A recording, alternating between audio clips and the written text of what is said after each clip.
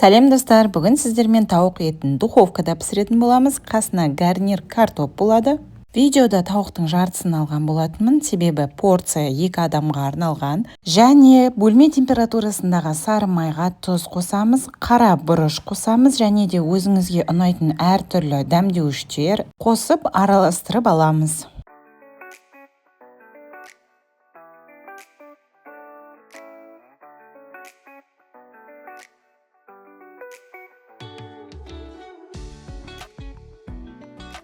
Келесі сары майдың үстіне сарымсақ қосамыз және оны тағы да жақсылап араластырамыз. Үлкен 3 сарымсақ қосқан болатынмын. Иісі деген сарымсақтың пісіп болғаннан кейін бұрқырап тұрды. Сарымсақты өте қатты жақсы көрмесеңіз, 2 данасын қоссаңыз да жарайды.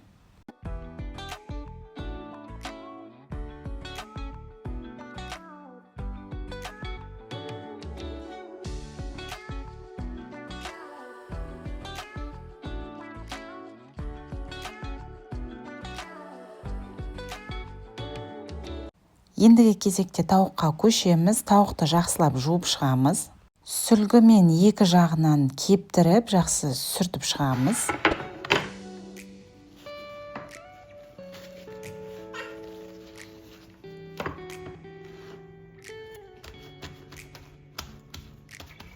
Тауықтың терісін етінен бөлетін боламыз. Ақырындап осылай пышақты салып, кішкене надрез дейді орысша, сондай жасаймыз, қалташа жасаймыз. Терісін алып тастамайсыз, терісі солай қалады. Тек ортасын ашатын боламыз. Абай болуыңызды өтінемін, себебі қолдарыңызды кесіп алуларыңыз мүмкін.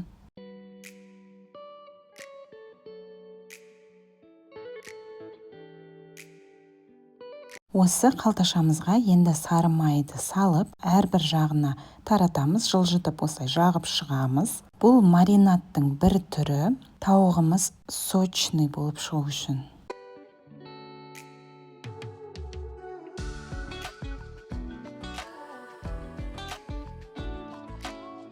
Келесі тауықтың қасына гарнирға көшетін боламыз. Тауықтың қасына гарнирға картоп салам деп шештім, соның қасына пиязды осылай ірі қылдырып турап салдым. Картопты да ірі қылдырып, ұзынша қылдырып турадым.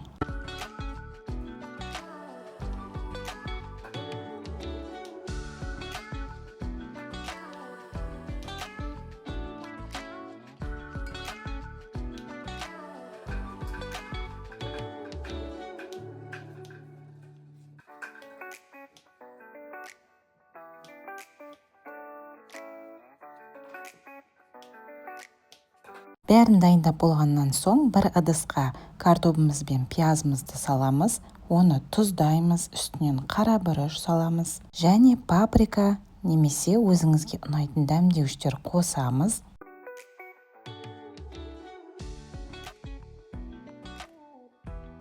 Содан соң үстінен оливковое масло қосқан болатынмын. Сіздерде болмаса, кәдімгі бәріміздің үйімізде болатын сұйық майды қосып араластыратын боламыз.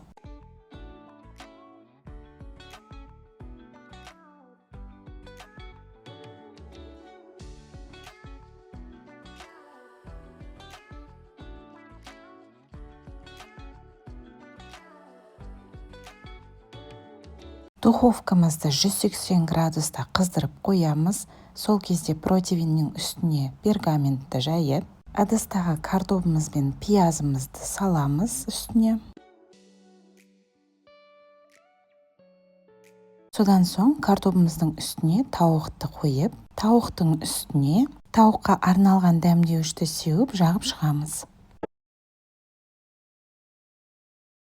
Мінекей қандай әп-әдемі болып тұр, я? Енді қызып тұрған духовкамызға саламыз.